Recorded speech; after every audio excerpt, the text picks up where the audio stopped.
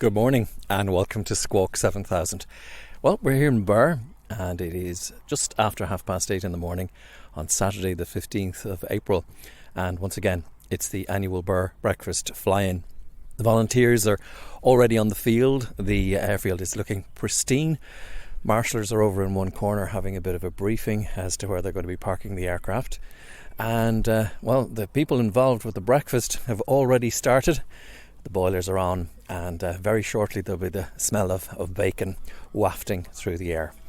Stay with us on this particular episode of Squawk 7000 and we'll get a chance to chat to some of the people here, find out about the event and bring you a flavour of aviation on a day that is often recognised as the official start of the flying season in Ireland.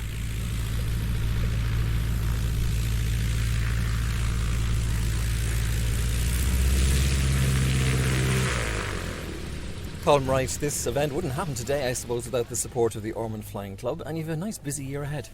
We've lots going on. Yeah, well, we're very nervous during the week about the runway, but I just did a runway inspection there and all is good. So we're very, very happy. Runway is good and hard, and we're happy that we can proceed with this event this morning. Last year, tremendous success and nearly 100 aircraft. Looking for the same today, I'd say. Yeah, well, most importantly, we're looking for the money. Because, I think last year we raised, 20 grand or something for St. Vincent de Paul here in Birr, and we're hoping to get that and maybe a bit more. So, if guys don't arrive in planes, if they come by car and they still donate their money, we'll be delighted, But look, the day is in and we should have close to 100 aircraft today, which would be great. And the money, we also find out, of course, goes locally to the local events. It all stays in Birr, which is great. And I mean, in fairness to Shay, he heads up all this event and we just roll in behind him and support the whole thing. But he's raised so much money for St. Vincent de Paul here over the years, which is great. I think it's over 300,000 now at this point, so it's fantastic. And of course, we're planning for our big event in August, which is the air show. Birr has a great reputation because people get up close and personal. It's fantastic, yeah. I mean, the crowd line is right beside the aircraft, which is fantastic here. And anyone that has visited here in the past knows that. To get to meet the pilots, we do this pilot parade here every year as well, which is it's unique. Birr is unique that we're able to do that. We call it a boutique style air show, which is great. Yeah. We have the P-51 Mustang is coming back, Miss Helen, which we're delighted about. We have the Falcons confirmed. We have the Ravens coming from the UK. Dave Bruton, we've Eddie Goggins, the usual Irish contingency. Well, there's a few more to be confirmed. Right, well, breakfast is already on. We're going to go and talk to a few more people. Colm, thanks for chatting to us. Thank you. Have a great day.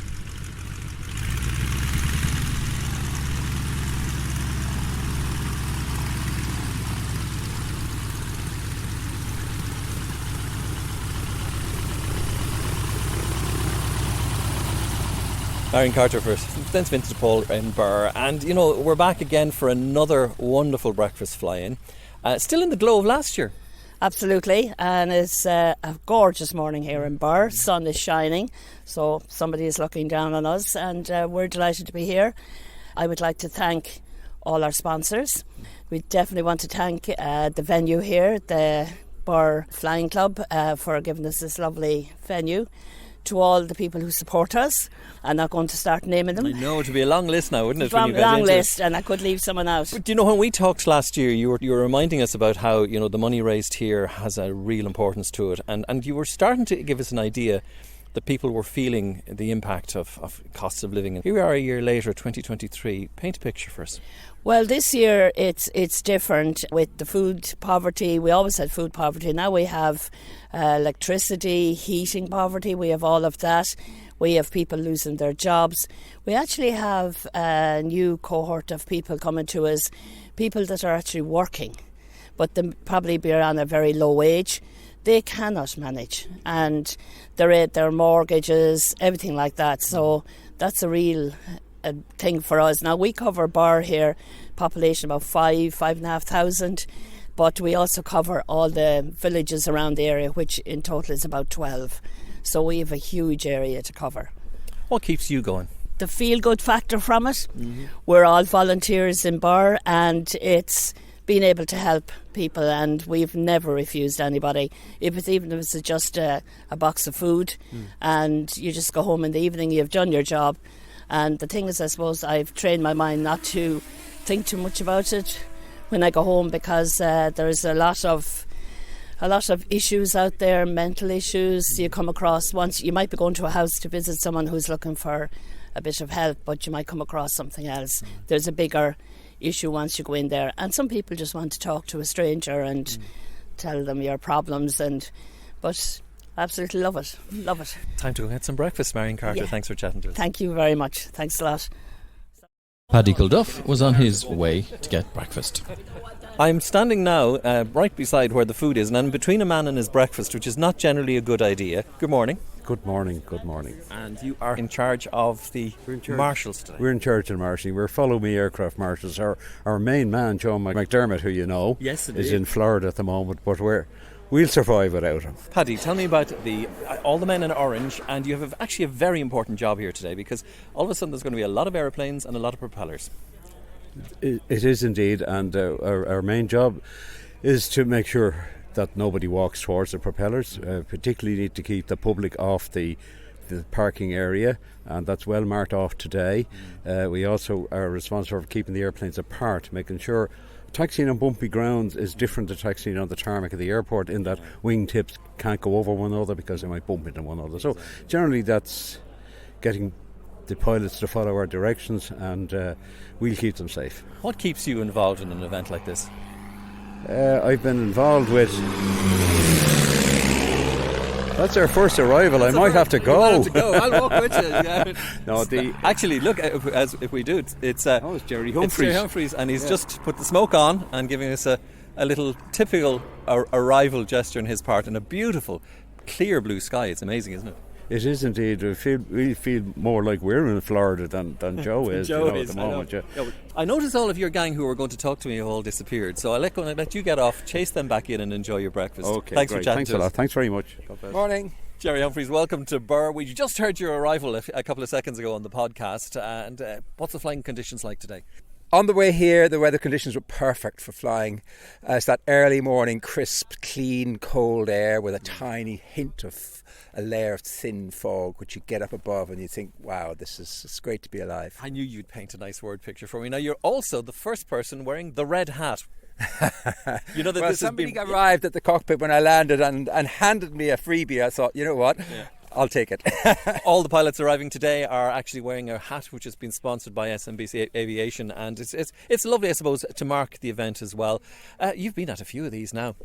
Indeed, and they get better and better, and although I'm one of the first arrivals here, I can tell with the number of organisers and volunteers you've got around here, I can taste the sausages already, and I know it's going to be the best pilots will do anything yet. for a breakfast. It's definitely true. Well, listen, we look forward to seeing, I'm sure you'll do a fly past at some stage in the proceedings today and enjoy Well, it. if it's quiet and there's no one around and everybody wants me, I might let off a bit of smoke or something like that. You never know. I don't think that will stop you. Gerry, thank you.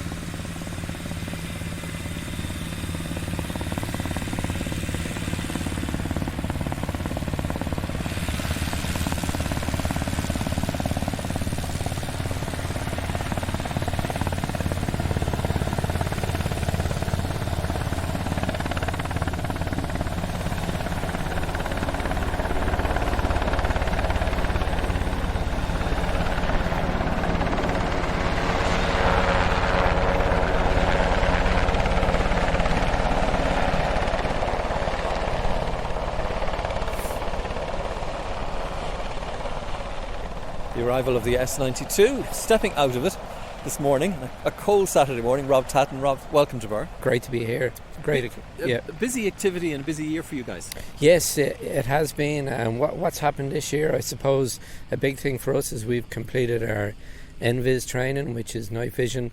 For the guys to be able to see in the dark at night, they wear the NVIS goggles, which is a huge safety enhancement for the service that we provide to the state. So we've all crew done except for where we have new crew that have only just joined us recently, so their training will start pretty soon. Now, when you say crew, is this the pilots and the people in the back have the ability to see in the dark? Yes, effectively the pilots and the tech crew will wear the night vision goggles when they're out at missions at night. So it aids, it also aids as well as the safety of being able to see in the dark, but it aids to be able to find people. And an event like this, of course, is an opportunity to remind people of the work that you do. It's been continuing now for how long? Oh, we're providing the service. CHC have been contracted to the Irish Coast Guard for well over 20 years now, and the current contract is actually in the process of tendering at the moment.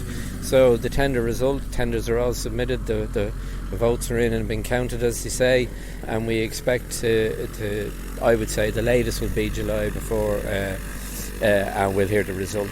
And of course, when you think about that 20 years, that you accumulate in a massive amount of knowledge in it in terms of how to run a service like that.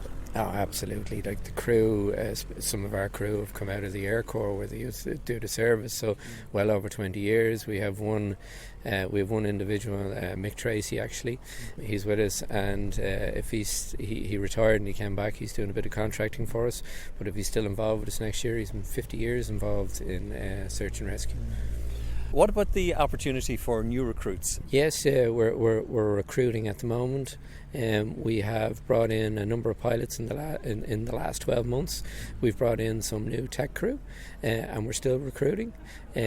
All trying to plan for the next contract, and also we're trying to introduce with the authority FRMS, which is Fatigue Risk Management System, and if we are able to achieve that with the work we're doing, we'll be the first AOC in country to have FRMS, and I include the fixed wing.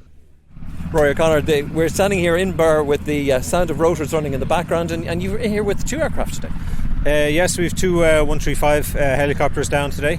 One of them is part of ongoing helicopter conversion training, so they'll continue on to Shannon later, and we'll head back to Bal then in the other one.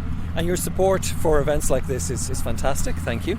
Yeah, no, I since I took over, my whole piece has been to reach out to the community, because aviation in Ireland is such an important piece, such a history, I suppose, in Ireland of aviation. And from the Air Corps, we had our centenary last year. We've been certainly part of that, I suppose, since the formation of the state. And I suppose all our personnel, pilots, technicians, all our personnel within the Air Corps come from all streams around the country, and events like this does put people in, gives them an insight into aviation, and certainly it's a competitive market out there, I suppose, at the moment, with people looking for people to join, but we're certainly part of the career profile, I suppose, for young people looking for a career in aviation. I was going to say that to you, there have been some recruitments recently, you're certainly advertising for them.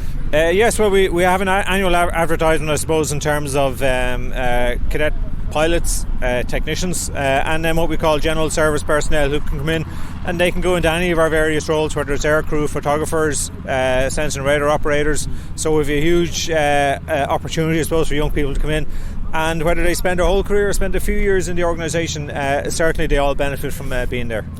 Difficult one to ask you to summarise, but what's the sort of the characteristic of somebody who succeeds in a career like that?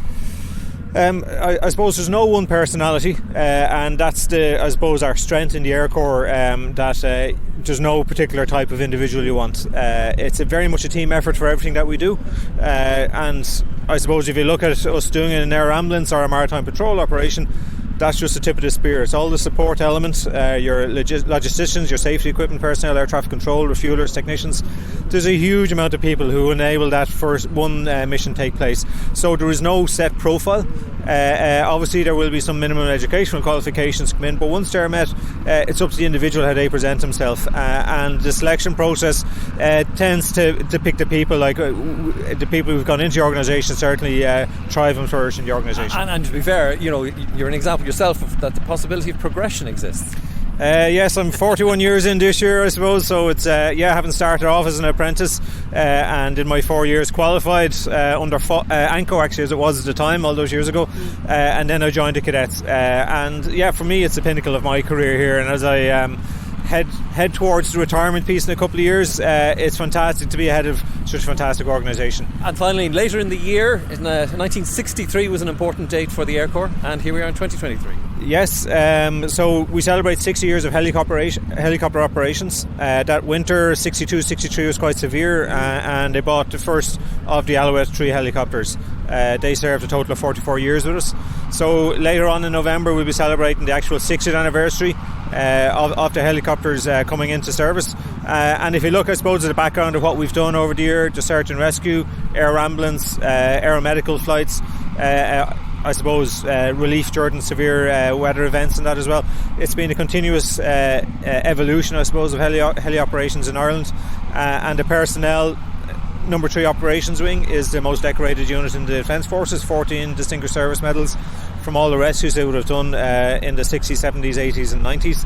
And even the current Chief of Staff, Sean Clancy, was a search and rescue pilot as well during that time, and his pedigree is in helicopter flying. So I think, and I suppose the personnel who have served in the Air Corps have gone out around the country and worldwide. We fed into the greater piece of Ireland and the whole aviation piece. So it's Number 3 Operations Wing, as part of the Air Corps, has a unique history, I suppose, and this year gives the opportunity to celebrate that. And final piece, for our 100 years, we had helicopters in operation for 60 of those 100 years. So it's an extremely important part of our history and heritage. It's a massive set of experience. Rory O'Connor, thank you for talking to us. Thank you very much, Michael. Thank you very much. Departures approved. Colm McCarthy, welcome to Birr. Always great to see you supporting the event and the funds that are being raised here as well. Thanks very much, Michael. Yes, we're delighted to be here on behalf of Emerald Airlines, and it's a great event. Love to support it. And the wider aviation community that feeds us all in the end is always worth supporting. So, how's the year looking for you? Year's looking very good. We've actually not seen any of the fall off in demand that people might have been predicting after the first year after COVID, and we expect to double our passenger numbers this year to 2 million. And next week we take delivery of our 16th ATR 72, so wow, it's all go. Still recruiting like mad. I was going to say that, you know, 16 airplanes, you're looking for people to fly them, service them and look after them. Yeah, we've a lot in the pipeline, obviously, in advance of the aircraft arriving, but you know, we're getting a 17th in the next 2 months as well, and we're always looking to hire more pilots, engineers and cabin crew, and it's been great. It's been really great, but very busy, obviously. And you also took a fairly interesting approach when you decided you were going to look after your own handling. Yeah, we did. Look, it's so important to have your flights going on time and turned around in time, and we just found that with the strains after COVID, a lot of people hadn't returned to aviation, and we felt we had to take matters into our own hands and stabilise our ground operations. We got that running. We went solo in December, and we've now got a really wonderful ground handling team, and we're also doing our own catering logistics as well with that group, and it just makes a big difference taking it into your own hands. I got the sense, the way you describe it, that there's a really interesting energy in the organisation and on the people who are working there together. Yeah, we've actually just a wonderful mix of people, and we've had a new chief executive start last month. That's Keith's Butler, and Keith joins us from CAE Park, where he was CEO. But we've a wonderful mix. They come from Stobart mainly, but there's a lot of people in there from Ryanair, from CityJet, from Aer Lingus, and from other walks of life. So it's just been a wonderful mix of wonderful ingredients, and we're enjoying it. It's exciting still. Well, thanks for talking to us on Squawk 7000. I won't get between you and your breakfast. Thank you very much. Cheers. Also here in Birr this morning is the Chairman of Simtech Aviation, Brendan Traynor. Simtech, of course, have been terrific supporters of the event here. Absolutely delighted to support such a wonderful event and see everybody's contribution to the event, enthusiasts from all over Ireland coming here. But it's a very special cause, and I think more so a special cause in the current times we're seeing, where with inflation and cost of living increases. So I think it's great for everybody here to see and hear about the benefits that the St Paul movement does for Ireland and its local community here in Birr. Now, I know you might be too shy to say, but certainly Simtech were very generous in matching the funds raised last year and bringing the total up to €20,000. Well, absolutely, and I think we all have to be selective in what charities we can donate to, and unfortunately we can't meet all. But I think this is such a wonderful charity, and it really hits the coalface of the problems that local communities and families are facing. So it's more than ever, I think it's a wonderful charity. And of course, for an organisation like yourselves, it's a good sign if you're in a position to be that generous. It means that things are looking good for Simtech Aviation. Recovery is happening.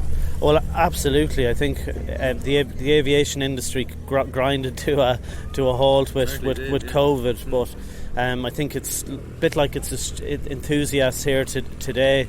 It's been a very resilient and fast recovery, and wonderful to see new pilots coming back, training, have the confidence in their long-term futures after a 2-year hiatus. So both on the student side of the business, as you know, a lot of our students come from continental Europe and beyond, so it's great to see them coming back to Ireland for the standard of training. And one of the other things, of course, you've done is you've brought in the opportunity to attract people from the UK market as well, offering CAA ratings. Yeah, and I think it's a testament to the innovation in the business. Obviously Brexit brought challenges, but equally it brought opportunities, so we now have a array of courses that are now available to the UK students in Ireland, so it's wonderful.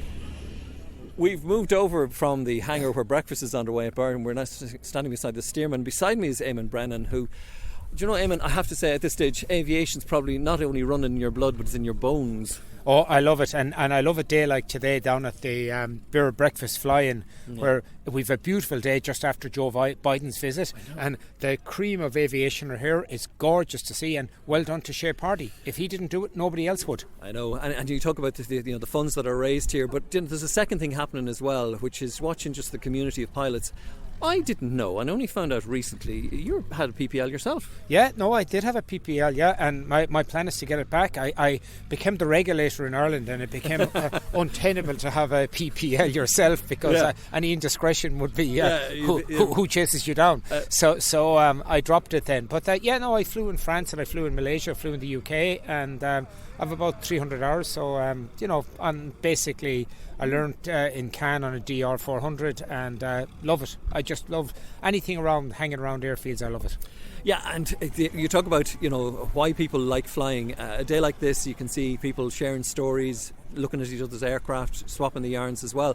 Now, you haven't, of course, completely detached yourself from aviation. Your recent appointment to the Ryanair board, congratulations. Yeah, when I finished up as Director General in Eurocontrol, so I've been appointed on the board of Ryanair. Yeah, I'm looking forward to that, and just basically to help Irish aviation. I'm very keen on kind of promoting aviation generally, and I'm looking forward to Ryanair. It's good company. It's interesting too to see Ireland's place in aviation, and congratulations is due to you as well, and a certain amount of pride I hope you have too about where we stand globally now in the world of aviation. Well, globally Ireland's in a very good position. I mean, just let's look at the facts. The number one airline in Europe, Ryanair, are based in Ireland. They carry a huge amount of passengers, over 540 aircraft. That's not mirrored anywhere else in Europe. Yeah. And then you have the leasing industry is essentially based in Ireland. Half the world's fleet are leased, and over 3/4 of those are leased from Ireland.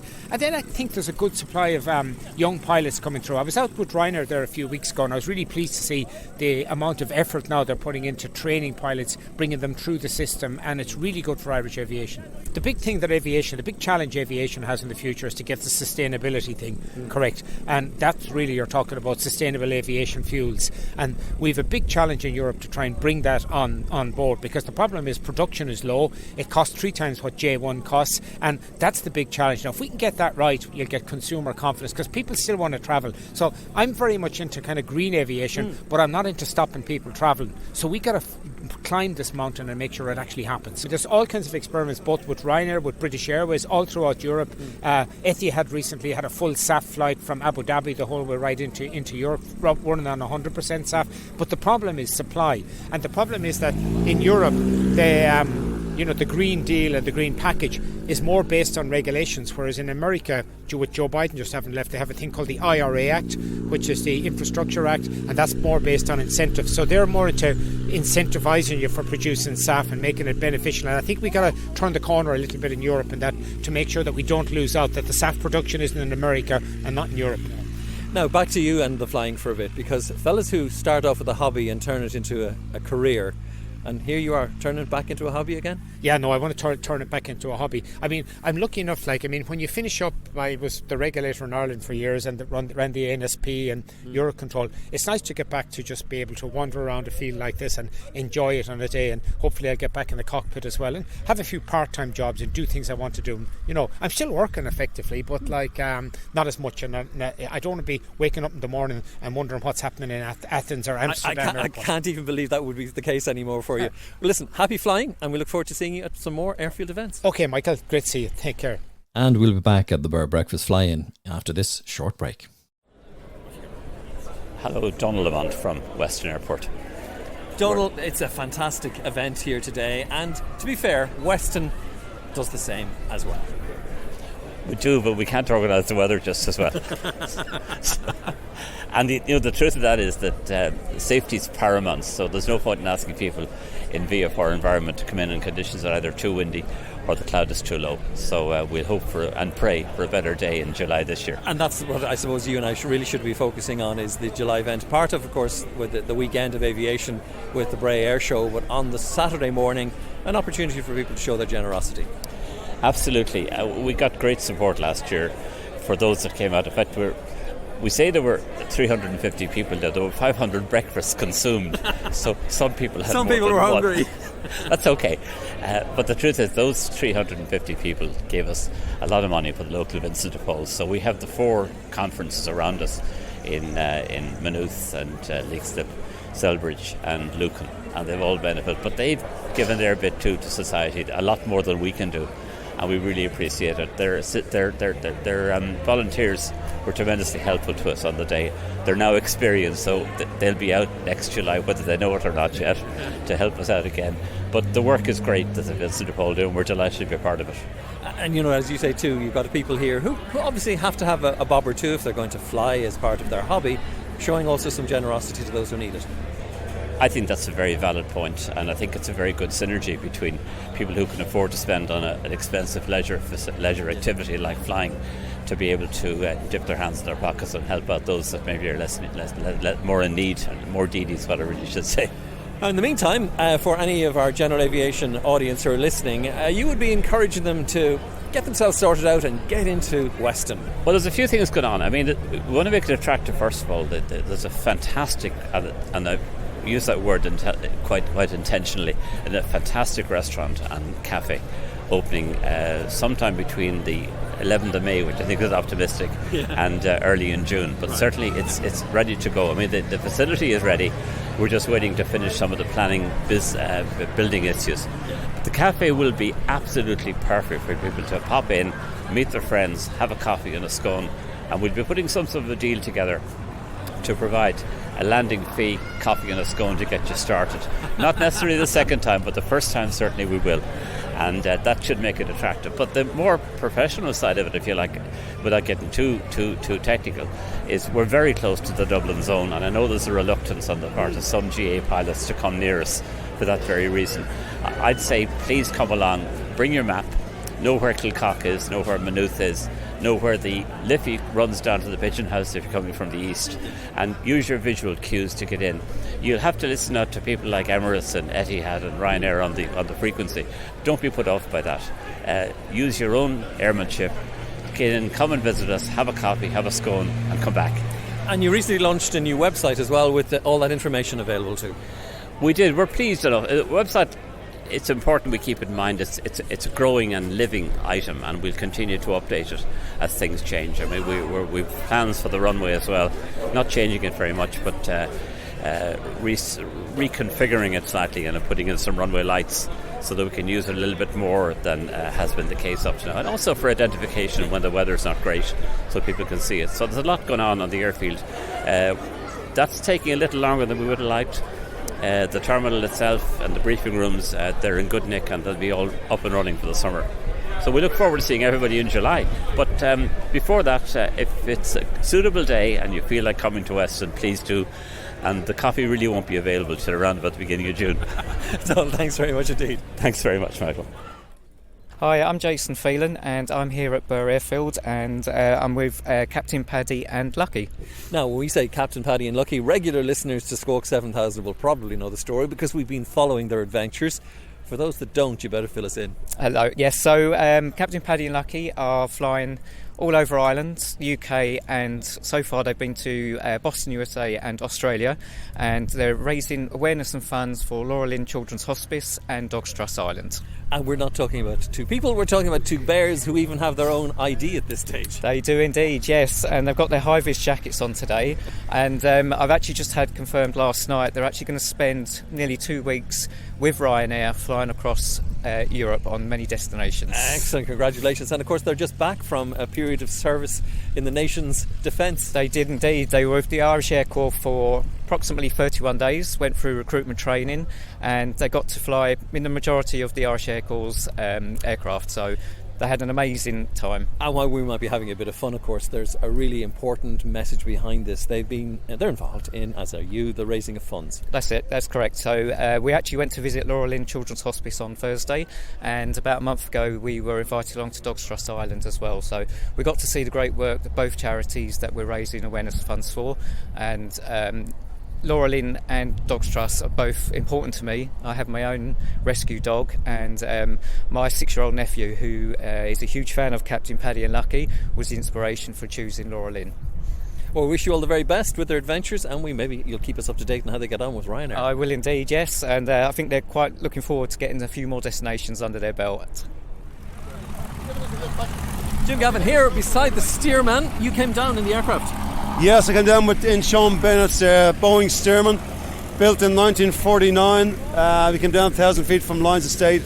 I think it's about, maybe that's the temperature, maybe about minus 5 degrees maybe. You have to be dressed for it, don't you? You do indeed, yeah, but we're well wrapped up, and we had a beautiful flight down, and what a reception here in Birr. Phenomenal turnout today for a brilliant cause, and for a brilliant man in Captain Pardy. He's a legend of aviation, an entrepreneur as well, and we're all here to support Shay and support. Awfully have Clara, have Shane Larry. Well, Birr have a great airfield here. It's a big part of the community, aviation community in Ireland, and we're delighted to support Birr and support St Vincent de Paul. And your support and interest in aviation continues. It does indeed, yeah. I just tell the story there. My first flight was with Darby Kennedy many years ago in Weston. Wow. So that's I got the flame from there, and I've had a wonderful aviation career ever since, and I'm just so lucky. It's not a job; it's a passion for us all. It's hard to describe to people who can't really see here, but we're here in an airfield, at least 100 aircraft. Must be, yeah. And a whole lot of pilots, and the conversation's fantastic. It is, and it's great. I mean, the big turnout from the aviation community. It's the air traffic control was very slick coming in. It's all very safe. I think there's more marshallers than there is an aircraft. It's really well organised. Great to see. Great management by the. There must be there's I think 3 aircraft in the pattern, about 5 to get airborne. So it's fantastic, and it's brilliant. We're just as you say, telling old stories and meeting old friends and making new friends. The Irish Aviation Authority, we're going to be merging with our friends in the Commission of Aviation Regulation. So what that means for what the authority will be in a few weeks' time is that we'll really be a one-stop shop, Michael, for aviation regulation. That's from economic regulation, passenger consumer rights, safety and security, up to civil aviation sector. So it's really exciting times, and our colleagues in the air traffic control side will move out and form a new company called Air Navigation Ireland, and a really exciting journey for themselves and their boss Peter Carney. So exciting times ahead for both organisations. Well, we'll let you get back into the airplane, and safe travel. And likewise to you, have a safe flight home. God bless. Take care.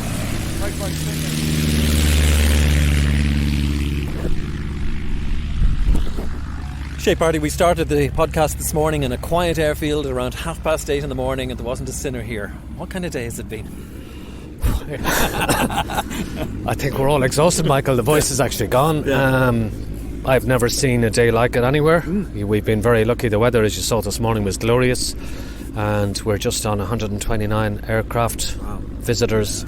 The last one in was Golf Echo Papa Alpha Romeo from Enniskillen, an R22, which, as we said, we haven't seen in a while.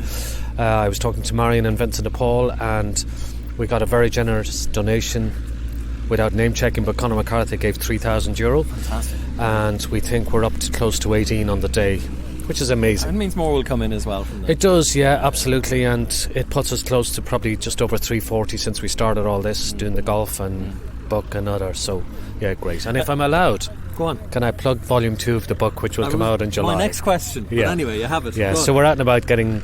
The Air Corp have sent us some great images, and Frank and Pat, and we were out with yourself recently, and it has been an unbelievable success and got us corporate support that we probably wouldn't otherwise have had.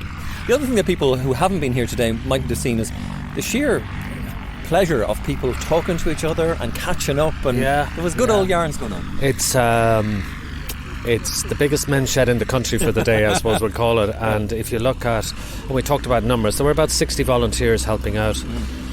We're guests of the Ormand Flying Club, of Colm, Dave Corboy, Owen Garrity and Tom Rafter, and you saw the running around they did today and the help they gave us. And if I'm leaving anybody out here, just want to thank the Ormand Flying Club. We must have, I think, James, the chef, there's sausage left in the thousands of sausages, thousands of rashers, thousands of black puddings, and it's great, isn't it great? Just absolutely for the whole country. Day. And as we sort of wrap up our podcast for the day, we'll catch up with you again, I'm sure, in the meantime. But Bray is next. Bray is on the 29th, 30th of July, and Derek Walsh and his team are running a similar event, and we'd love to see everybody on the 29th of July.